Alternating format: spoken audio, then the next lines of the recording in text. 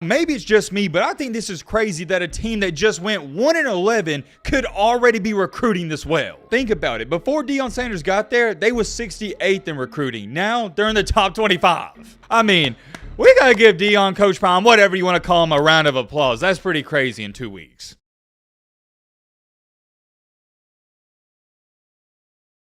I've started to notice in the past couple of weeks that a lot of people out here, they're not too big of fans of Coach Prime. Now, I don't want you to get me wrong. I think the majority of the people, they like him and they respect what he's doing, but there's also a handful of people that don't like him. Regardless of that, whether you like this guy, hate him, it doesn't matter because he's going to show up and show out. The one thing about Deion Sanders, and this is a given, he's going to draw in the attention. Whether that be good attention or bad attention, that's up for you to decide. It seems like at this point in time, we've talked about him so much, it kind of feels like he's been at Colorado for over 2 to 3 months, but it's only been 2 to 3 weeks. Has it even been 2 to 3 weeks? I don't even know if it's been that long. I just know it's been over about 10 days. Or maybe it has been 2 to 3 weeks. I don't know. It doesn't matter. You get the point. Let me ask you a question. What is the one aspect of Coach Prime's coaching abilities that everybody points to and go, okay, that's going to be a big factor? The recruiting aspect. You can say he doesn't know what he's talking about when it comes to the X's and O's. You can say this or say that, but you can't take away the fact that he's a great recruiter. We all know this. Like I've said before, he got the #1 recruit in high school football to go to Jackson State. And as much credit as I've given him,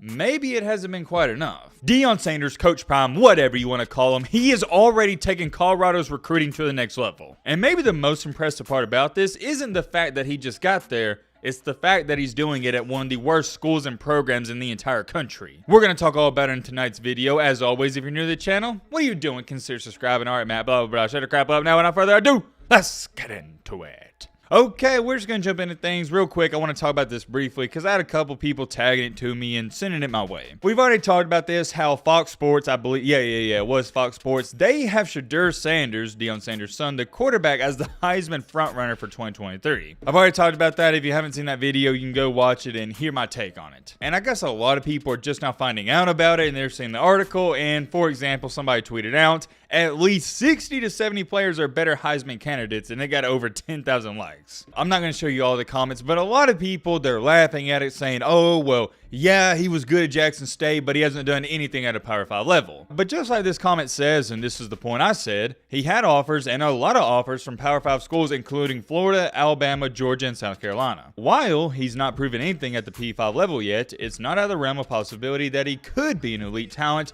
We'll be interested to see how things go next season. That's what I've said, and that's what I said in the video I made about him 2 or 3 weeks ago when this article came out. Am I saying it's going to be impossible for him to win the Heisman and it's going to be impossible for him to be a great Power 5 quarterback? No, I could see it happening. There's a reason he had offers from Alabama, Georgia, and all these schools. What I'm saying is, and it's what I harped on, is I got to see it to believe it. I know he was good against the Jackson State competition they played, but he's got to prove it to me at the Power 5 level. That's my biggest argument about that. However, I wouldn't even think or consider labeling him as the front runner. If you want to sneak him in the top 10, I have no problem with that because he plays for Colorado. What does that mean? He plays in one of the worst, the worst Power 5 conference in the country. I don't know, we may have to change that because the ACC next year might be the new worst. If you want to sneak him in the top 10, that's cool by me, honestly, but putting him at #1 or even in the top 3, 4, 5, that's stretching it a little too much. Next up, and by the way, we're just talking about Colorado news, they got a 2023 quarterback that goes by the name of Casey Wiseman, however you say that. He committed, and here's what he had to say. He had some bold words. He did not hold back. We are about to change college football, and I wanted to be a part of it. There is about to be a lot of winning going on in Boulder. Once again, this is from the 3-star quarterback recruit.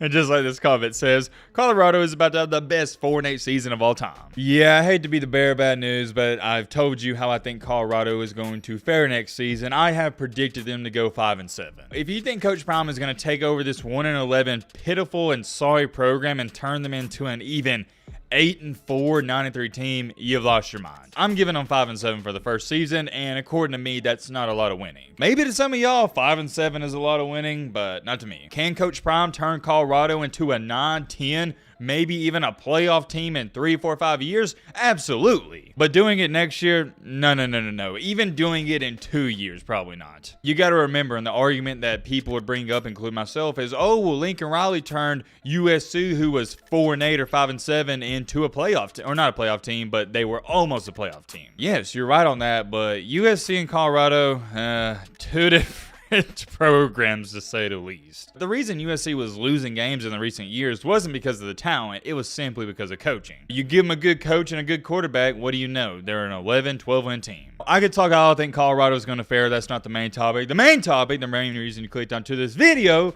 is we got to talk about Colorado recruiting. Barstool Colorado tweeted out, "We now have a top 25 class overall after being at 68 just 2 weeks ago. If Prime can do this in 3 weeks, imagine how the 24 class is going to look when he has a whole year." And as you can see in this picture, what do you know? There it is. Colorado at number 25. And actually, as to when I'm speaking, making this video, Colorado has went up 2 spots to number 23. Whoa, whoa, whoa, whoa, whoa, whoa, whoa, whoa, whoa, whoa, whoa, whoa, whoa, whoa. Hold on. There's a catch to it. What this tweet is referring to and what this 23 ranking is that I'm showing you right here isn't the high school recruiting rankings, that's the overall recruit rankings. For example, that is taken into account the transfer portal. But still, rather less, and regardless, Colorado went up from 68 all the way up into 23. I mean, we gotta give Deion, Coach Prime, whatever you want to call him, a round of applause. That's pretty crazy in 2 weeks. Ladies and gentlemen, what we like to call that? Say it with me now. The prime time effect. Or sometimes I also call it the Deion effect, whatever you like to say. Colorado has 1 5-star, 5 4-stars, and 23 stars. Not too shabby. But here's what I really want you to pay attention to. Just look at some of these teams around the name Colorado. Washington, Utah, Arkansas, Ole Miss,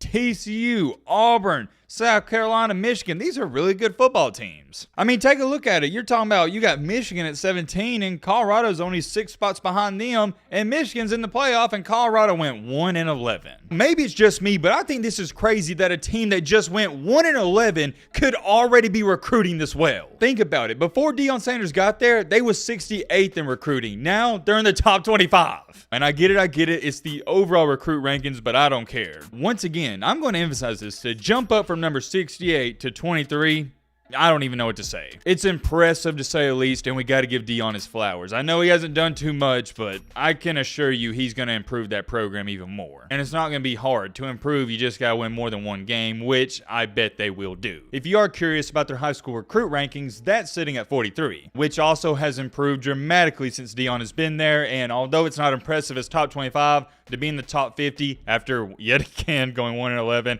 it's pretty good. The one thing about college football is there's levels to it. You got your decent teams, your above decent teams, your good teams, your really good teams, your great teams, and your elite teams. Deion is already elevating this Colorado football program, and he's putting them on to the next level. Just to be around the names and in a conversation with teams like TCU, Auburn, South Carolina, Michigan, Florida State, Penn State, you see all these teams around Colorado, you got to be happy if you're a Colorado football fan. I'm not even trying to convince you that Colorado is going to be a good team next year, because I'm not even talking about that. I'm just talking about the recruiting aspect. That's all we have to go off of, because that's all Deion Sanders has been for, and just by the recruiting game, he's taken them to another level. I could continue to go on and on. I'm going to leave it at that. Let me know your thoughts down below, but right,